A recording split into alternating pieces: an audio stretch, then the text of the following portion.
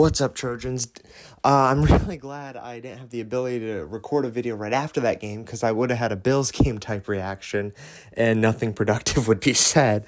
So I'm going to try to go through the Jets game, which ended up being terrible, and then, go to some of the stuff after the fact and the little tagline I have there about rebuilding. But that Jets game, knew it was going to be a tough one, and it certainly was. The Jets defense was pretty good. The Giants defense was really good. And just battled it out. The defense was great for 59 minutes and 30 seconds, and the offense overall struggled all day. I guess I'll hit the offense first. They struggled all day, but I expected Tyrod to do a bit more on the passing game. A couple deep passes. I know the weather wasn't great, but you got to try something to stretch the field a little bit. Saquon couldn't get really going early on. Tyrod popped a couple nice runs. Saquon popped a couple good runs, but nothing crazy. And then Tyrod Taylor got injured, and, it's like, oh no, who do we have now? The Giants put Tommy DeVito in, and then just have him hand the ball off to Saquon Barkley nonstop. Just nonstop hand the ball off to Saquon Barkley. And that actually surprisingly started to work. Saquon was fairly effective in the run game, and there was one drive where that's really all they did. It was aided by a couple Jet penalties, but the Giants were able to get a touchdown that drive, just mainly with Saquon Barkley running the ball. And then they did something really good that I wish they would do more often, is the QB option play. Maybe the QB just hasn't been taking the ball that much lately, and the Giants actually run that play like every other down. But yeah, I feel like they don't do the QB option that much when I feel like it's there. You have Daniel, Tyrod, Tommy DeVito. These are all mobile guys. I'm surprised they don't do the option more. But DeVito is able to run that in, and the Giants have 10 points, 10-7 at that point. Looking good. And then I guess I'll go over to the defense because that's all the offense did was score those 10 points. So the defense, amazing for 59 minutes and 30 seconds. Saquon was giving them some much-needed rest just by running the ball, which was nice. Saquon had a good game, over 100 yards, a lot better last time than the last time he played the Jets, which was really nice to see because that was a little storyline going into the game. But the defense, amazing defense. Kayvon Thibodeau especially, 3 sacks and the forced fumble, which the defense was able to recover. It put the Giants in field goal position, which they were able to hit. The only field goal they made today. I'll get to that one after the defense. But yeah, the defense really good for 59 minutes and 30 seconds. The defensive line had pressure all game. The secondary held up well. Decent linebacker play. I didn't notice anything crazy going on. Crazy good, but there were some good run stuffs. I think, the linebackers had to get in there to help with that, but, I didn't notice, McFadden, Okereke getting interceptions and sacks and fumbles like they did the past couple weeks. All good, though. The defense was really effective, except for the one long touchdown by the Jets, where they were just kind of able to, Wilson just flipped a pass to Breece Hall, and ended up being a 50-yard touchdown. The first guy, he did a great job of accelerating quickly to make miss, but the guys after that just got to make a tackle. It was just a bad play on the defense after that.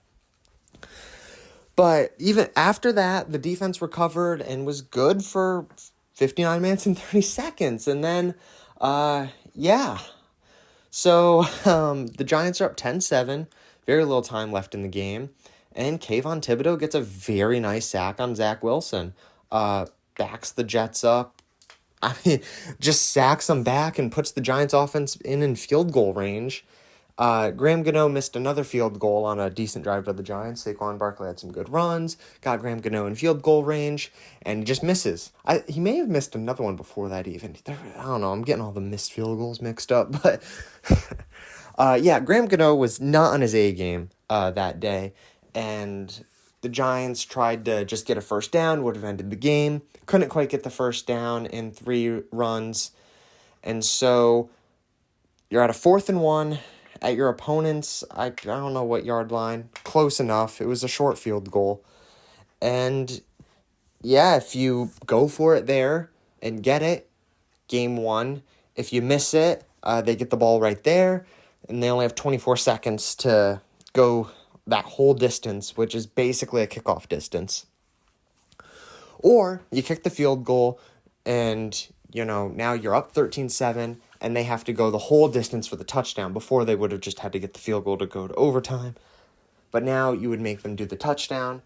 Dable elects to go for the field goal, and Gano missed. And honestly, I think on any normal day of the week, you make that call, Gano hits it right down the middle, Giants are happy, Giants win that game. But in this one, I had a bad feeling. 4th and 1, I would have much rather Saquon had the ball because Gano missed, I forget whether it was 1 or 2 field goals earlier in that game, but he missed one he should have made. And yeah, I had a bad feeling about it. Gano, like that, just wasn't himself. I have a feeling the weather, the wind, it just wasn't looking good. I think the Giants had a better shot on the 4th and 1. Gano misses the field goal. The defense steps back out there. Zach Wilson throws a long pass. Kayvon Thibodeau, who otherwise had an amazing game, was called offsides. I've heard some people say he wasn't offsides. I don't know. I didn't look. It was close if he was or wasn't, probably. It's one of those calls that's like, whatever. And so no time goes off the clock, and the Jets gain a bunch of yards. And then the Jets gain a bunch more yards and just barely are able to spike the ball, kick the field goal, go in overtime. The Giants get the ball in overtime, absolutely suck, run the same play twice in a row for -1 yards. And then just, you think Tommy DeVito is going to throw an amazing pass all of a sudden when you've barely given him a chance all day, and the 2 chances you gave him weren't good either? No, not going to be a thing. So, the Giants just hand the ball back to the Jets in overtime. The defense gives up yet again with a horrible pass interference by Adoree Jackson. Literally just runs into the receiver. Just runs into him.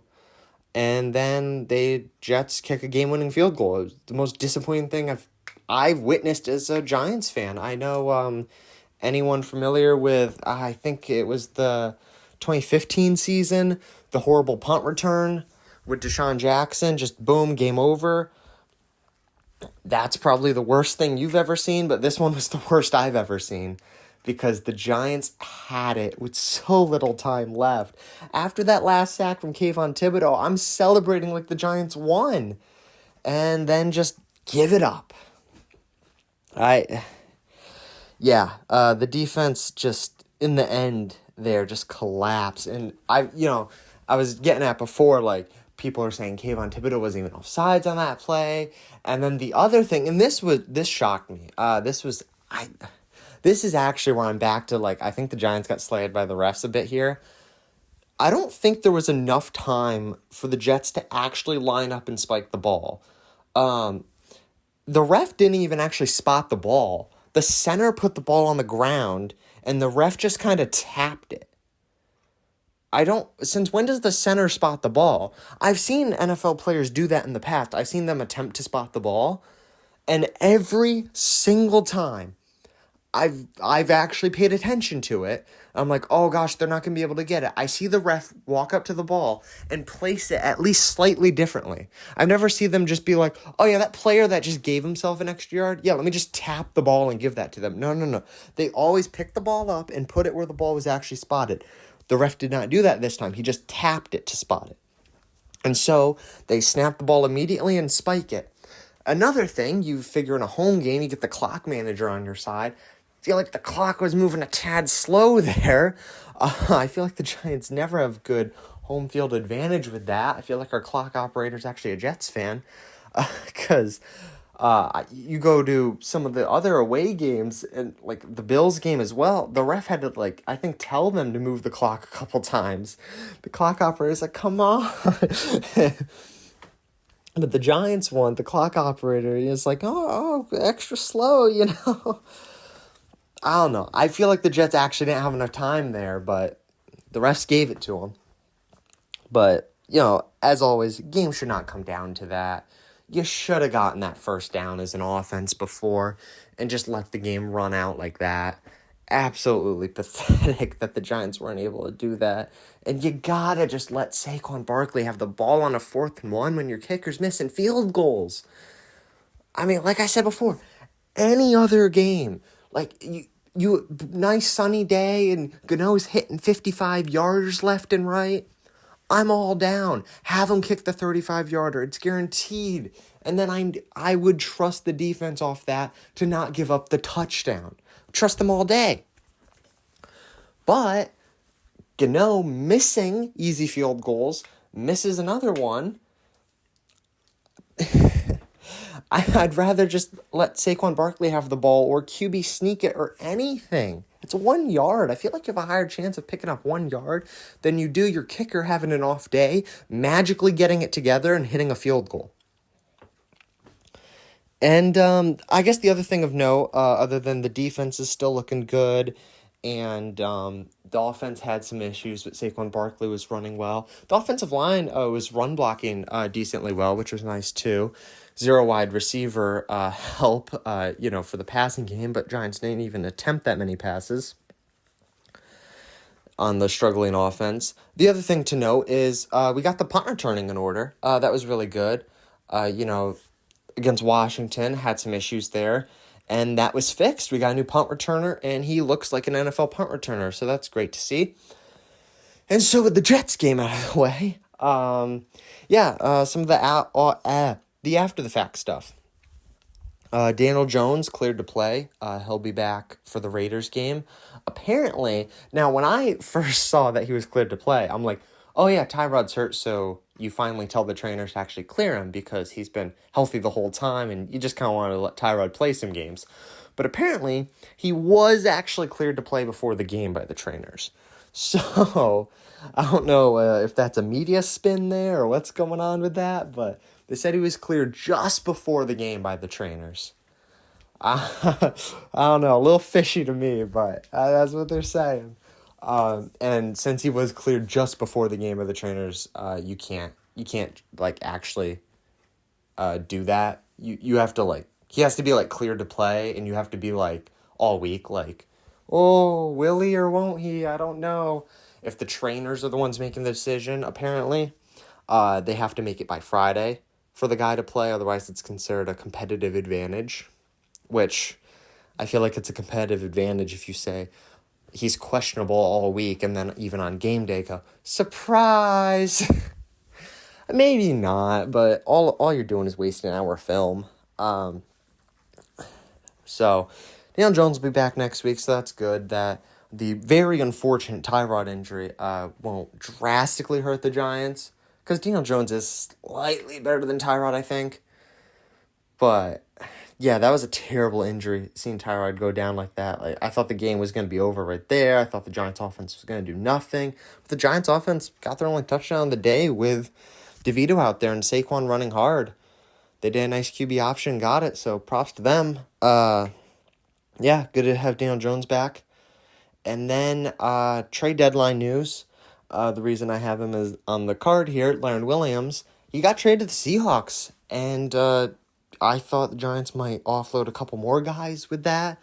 Apparently, decided to stay put on everyone else. Don't want to go crazy. Don't want to do a fire sale, because that would really ruin team morale, I think. I think trading an aging veteran, even if he's a captain and a good player and everything, who had a good game against the Jets, I think even if he is at that spot, trading him for nothing would kind of look bad, along with a bunch of other guys.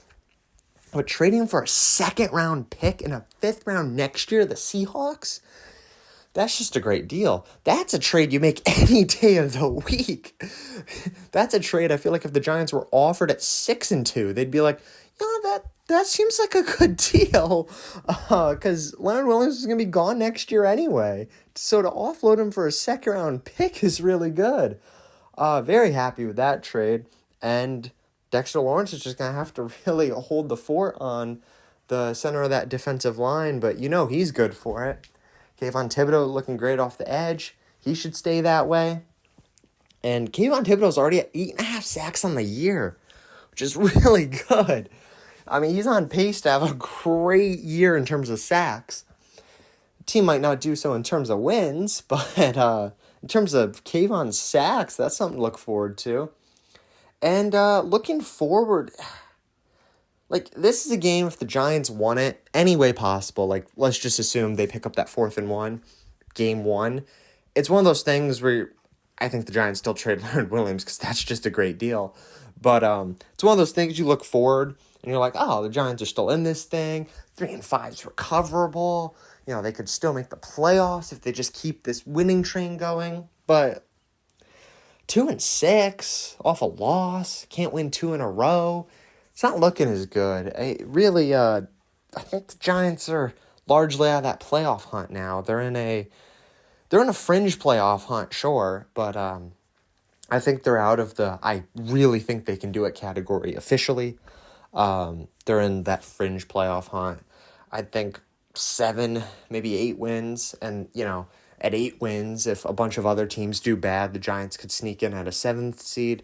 Sure, maybe, but I'm thinking more like 7 wins for the Giants this year. I think they'll get it together and get some wins going. Enough to make it so the fan base isn't screaming at the end of the year, fire everybody and everything. But it's going to be tough. There are a bunch of winnable games coming up, but, stacking up the losses the way the Giants have, it's not easy to overcome that. At least the defense is playing really well, and hopefully getting Deion Jones back sparks something in the offense. The other thing that would help out a lot is having Andrew Thomas back. I feel like he's been out all year at this point. And, just got to hope things get better with the Giants. I'm not on the full rebuild train. I'm thinking reload. Find a way to just really use that 2nd-round pick from Seattle. Do something. I mean, if one of the top QBs starts falling and you think he's a lot better than Daniel Jones, you got to do what you got to do as a GM. But on the flip side, if a great guard is there, the offensive line could really use that boost. If a great corner's there, could certainly use the help there. If a great another edge rusher is there, that would be useful too. A lot of options for the Giants to go. Free agency, the draft, everything. It sucks to already be talking about that at this point, but as I said, I've already mentally ruled the Giants out of the playoff hunt. And just looking forward for the team to get some wins and make some good moves here in the future, because that Leonard Williams trade is amazing. It's just indicative of the Giants being like, all right, this ain't it. But as I said, they would make that trade anyway, and I don't know. Hope the Giants figure it out at some point. See you guys in the next one.